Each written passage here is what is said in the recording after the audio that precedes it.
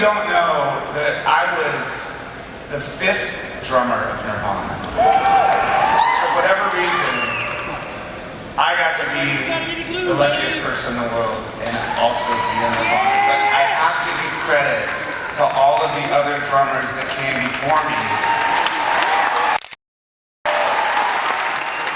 Aaron Burkhart, thank you very much. Dale Grover from the Melvins, who is my absolute drumming hero. Chad Channing. Chad, where are you? I know that you're here somewhere. I think you're here. Isn't Chad here somewhere? Where's Chad? Chad's around here, isn't he? Are you over there, Chad? Hey, Chad! So, here's the thing. Guess what Chad's responsible for? If you listen to a song like In Bloom, the that's Chad. When I joined the band, I had the honor of playing Chad's parts. So Chad, thank you very much for allowing me to play your drum parts. I appreciate that very, very much. Dan Peters from Mudhoney, who got to play one show with Nirvana.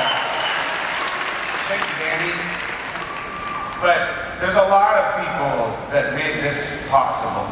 People that you might not know. People that I grew up with in Springfield, Virginia. Like Michael said, really? You could afford the train? We came from this underground punk rock scene where there really were no awards or ceremonies or trophies. It was all about doing it for real, and the reward was doing it right and doing it for real and sharing the community of music, helping other musicians and inspiring people. And so I got really lucky to grow up in the Washington, D.C. punk rock scene where I was inspired by only too many people. Too many to list. But everyone from Chris Page to Ralph, to Dave Smith, to Ruben Radding, to Pete Stahl and Franz Stahl and Skeeter Thompson, all the people that I've ever played music with, Barrett Jones, I have to thank all of you because I wouldn't be here.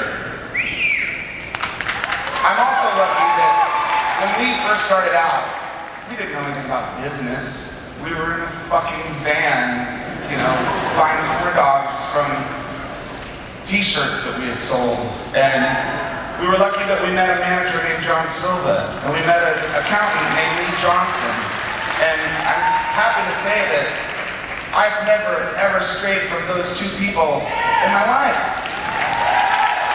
That's like 25 years.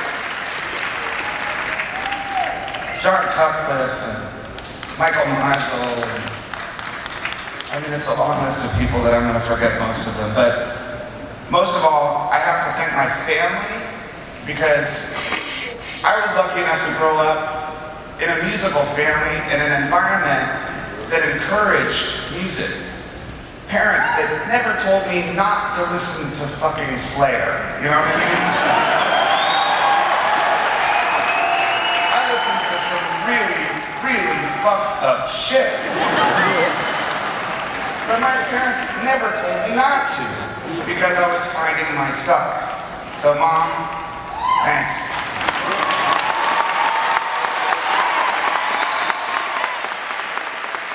Thanks for letting me drop out of high school.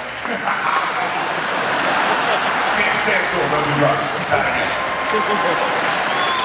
I have to thank my beautiful wife, Jordan, and my 2 daughters that I hope grow up to inspire people just like every musician I grew up inspired by. Because I think that's the deal, is that you look up to your heroes and you shouldn't be intimidated by them, you should be inspired by them.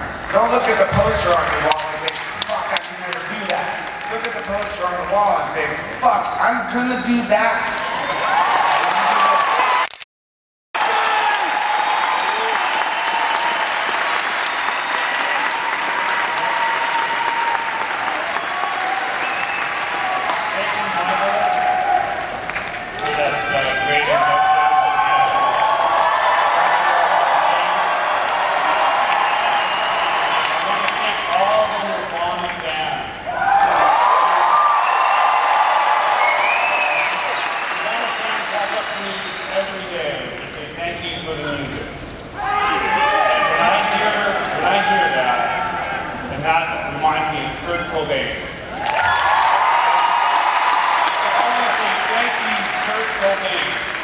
Kurt is here tonight. Okay?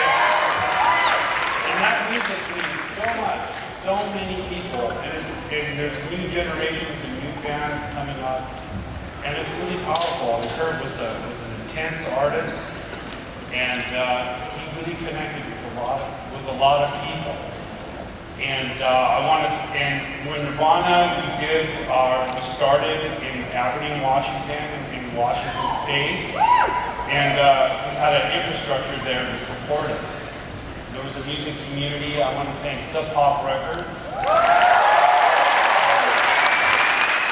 Music community in Seattle and Washington State.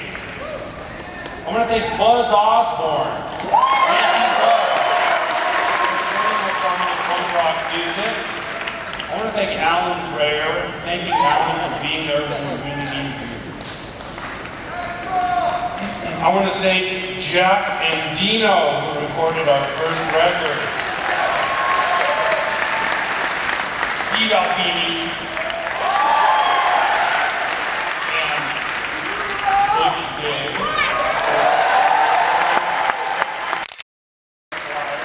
Thank you, Susan Silver, for introducing us to the music industry properly. And thank you all again.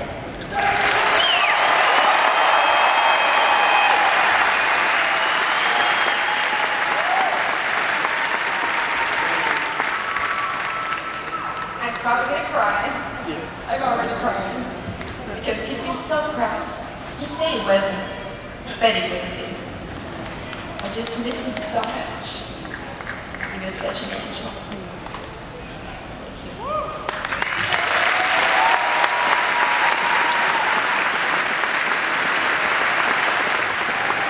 you. You know, I have a big speech, but I'm not going to say it. We all started bands when we were kids, and this is my family I'm looking at right now, all of you. Brother Michael, Brother Chris, Grandma Wendy, Mr. Bull, David and Chris.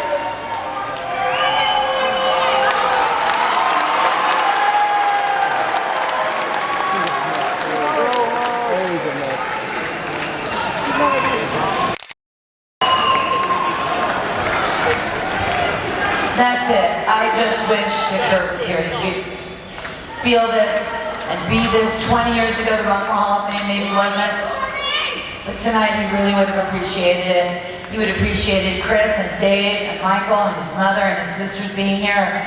And I just want to give this to Frances, our daughter, who's not here because she's ill. That's it. That's all I have to say. Thank you so much.